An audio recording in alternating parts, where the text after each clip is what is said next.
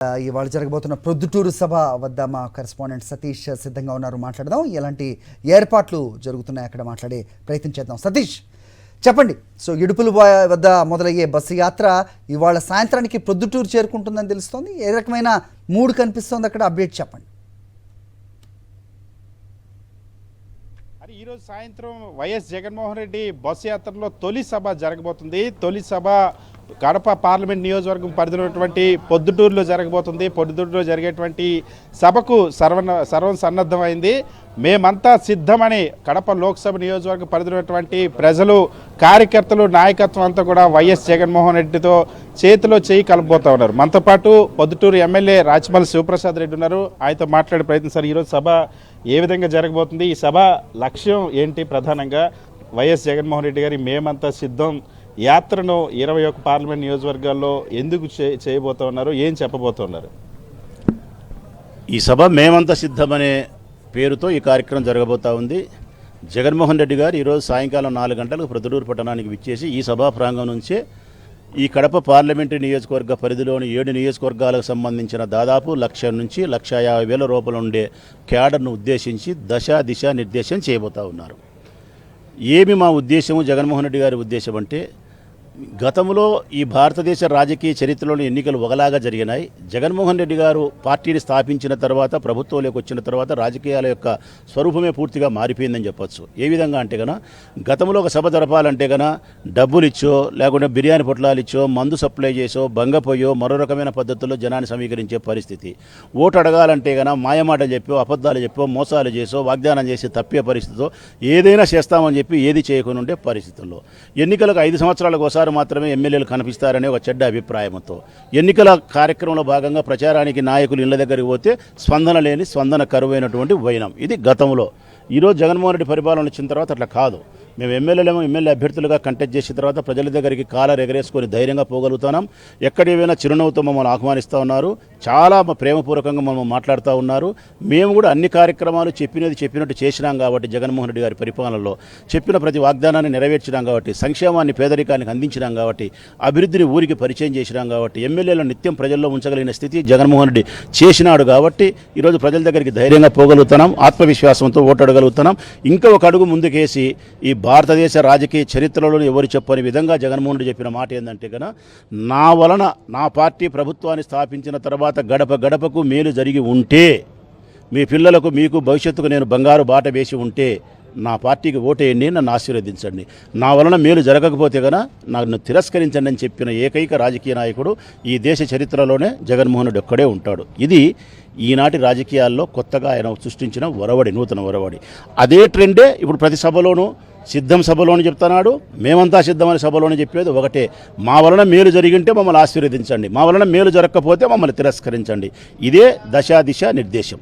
కానీ ఒకవైపు నిన్న చంద్రబాబు మాట్లాడుతున్నారు, తెలుగుదేశం పార్టీ బీజేపీ జనసేనతో పొత్తు పెట్టుకుంది, 60 రోజుల్లో మీ పార్టీని, మీ నాయకుడు వైఎస్ జగన్మోహన్ రెడ్డిని ఓడించి ఇంటికి పంపిస్తామని చెప్పేసి అంటున్నారు. ఈ 3 పార్టీలని ఎలా ఎదుర్కొంటారు? జగన్మోహన్ రెడ్డి ఒక్కరే ఇప్పుడు బస్సు యాత్రకు బయలుదేరినటువంటి సందర్భంలో భారతీయ జనతా పార్టీని చంద్రబాబు నాయుడు దారుణంగా తిట్టా.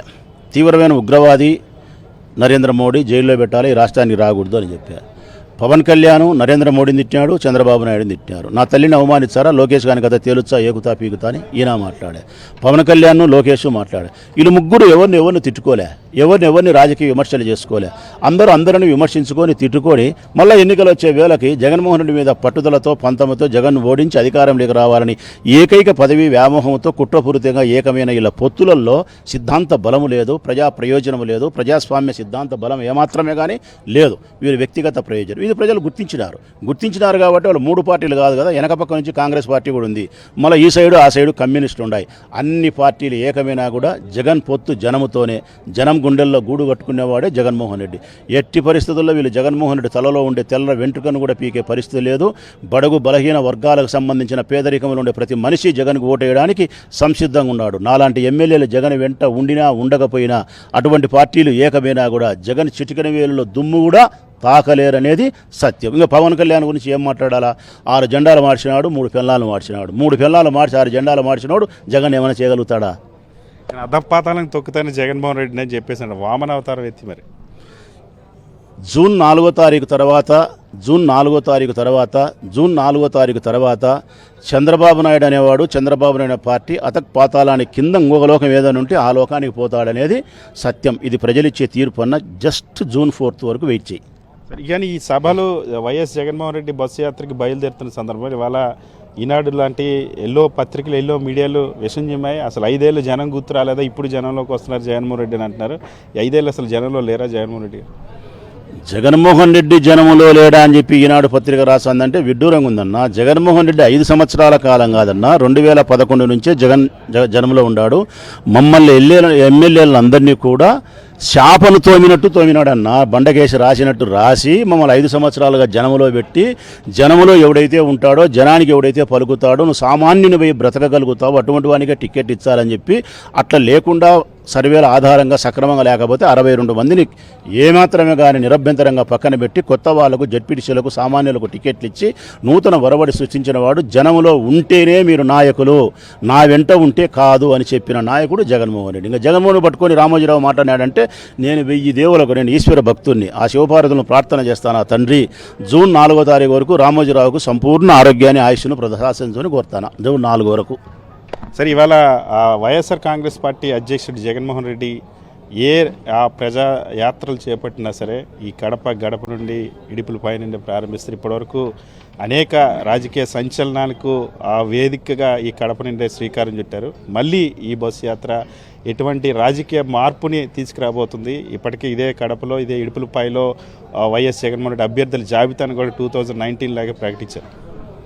ఖచ్చితంగా ఇది మంచి ప్రశ్న అని అడిగిన ప్రశ్నలలో. ఎందుకంటే ఎటువంటి ఒరవడిని సృష్టించబోతోంది ఎన్నిక తర్వాత అంటే, ప్రజాస్వామ్యంలో ఘనమైనటువంటి విప్లవాత్మకమైన మార్పుకు ఇది నాంది పలుకుతున్నాడు జగన్మోహన్ రెడ్డి. ఏ విధంగా అంటారన్నా అంటే కనుక, ఈ ఎన్నిక తర్వాత ఏ రాజకీయ పార్టీ అయినా కానీ తప్పనిసరిగా జగన్ బాటలోనే నడవాల్సి వస్తుంది. ఆ బాట ఏందంటే కనుక, ఇంకా మనం కులాలకు, మతాలకు, డబ్బుకు, అబద్ధాలకు, మోసాలకు విలువ లేకుండా జనములో ఎవరైతే ఉంటారో వాళ్ళకే టికెట్లు ఇవ్వాలా. రాజకీయ పార్టీని మనం గెలిపించుకున్న తర్వాత 5 సంవత్సరాలు ఇచ్చిన వాగ్దానాన్ని నెరవేర్చి ప్రజలకు సంక్షేమాన్ని, అభివృద్ధిని అందించగలిగి వినయపూర్వకంగా ఎదిగే కొద్దీ ఒదిగి ఉండగలిగితేనే మనం నెగ్గగలుగుతాము. ఇది జగన్ బాట. ఈ జగన్ బాటలో మనం కూడా ప్రయాణం చేస్తేనే జగన్తో ఢీ కొట్టగలుగుతామని చెప్పి ఈ ఎన్నిక తర్వాత ప్రతి రాజకీయ పార్టీ కూడా మట్టసంగా, మర్యాదగా ఒళ్ళు దగ్గర పెట్టుకొని పనిచేస్తాదనే నమ్మకం ఉంది. వీళ్ళందరినీ మట్టసంగా దావలో పెట్టేవాడు ఎవడంటే జగన్మోహన్ రెడ్డి. ఈ ఎన్నికల్లో మీరు అభ్యర్థులుగా ఈ యాత్ర ద్వారా ఆ అభ్యర్థులను పరిచయం చేయబోతూ ఉన్నారు జగన్మోహన్ రెడ్డి గారు. నియోజకవర్గ ప్రజలకి 50% మంది ఎస్సీ, ఎస్టీ, బీసీ మైనార్టీలకు మీరు ఇచ్చారు. అటువైపు పెద్ద డబ్బున్న వాళ్ళందరూ పెడతా ఉన్నారు. సో దీన్ని ఎలా ఎదుర్కొంటారు? జగన్ ప్రసారి చెప్తా అన్నమాట ఇదే కదన్నా. పెత్తందారులకు, పేదవాళ్లకు జరిగే యుద్ధమే ఇది. ఖచ్చితంగా 100% ప్రొద్దుటూరు మొదలుకుంటే ఇచ్చాపురం వరకైనా జరిగే యుద్ధం పేదవాళ్లకు, పెత్తందారులకు. పేదవాళ్ళ సైడ్ జగన్మోహన్ రెడ్డి ఉన్నాడు, పెత్తందారుల సైడ్ చంద్రబాబు నాయుడు ఉన్నాడు. మా బలమే పేదవాళ్ళు. ఖచ్చితంగా వైఎస్ జగన్మోహన్ రెడ్డి ఈ రోజు నుండి శ్రీకారం చుట్టబోతున్నటువంటి మేమంతా సిద్ధం ఆ బస్సు యాత్ర రాజకీయ స్వరూపాన్ని ఇప్పటికే మార్చినటువంటి వైఎస్ జగన్మోహన్ రెడ్డి మరొక సంచలనమైనటువంటి ఆ రాజకీయ యాత్రకి ఇది మార్చబోతామన్నారు. దీని ద్వారా ఆంధ్రప్రదేశ్ రాష్ట్ర రాజకీయాలు ఇప్పటివరకు జరగనటువంటి రీతిలో ఈ ఎన్నికల్లో పేదలకి, పెత్తందారుల మధ్య జరుగుతున్నటువంటి పోరాటంలో పేదలను ఏ విధంగా వైఎస్ జగన్మోహన్ రెడ్డి గెలిపించబోతామన్నారో ఈ ఎన్నికల్లో, రాబోయేటువంటి ఎన్నికల్లో రుజువు చేయబోతున్నారు. అందుకు ఈ యాత్ర ద్వారా శ్రీకారం చుట్టబోతున్నారు ఎమ్మెల్యే రాచమల్లి శివప్రసాద్ చెప్తున్నారు.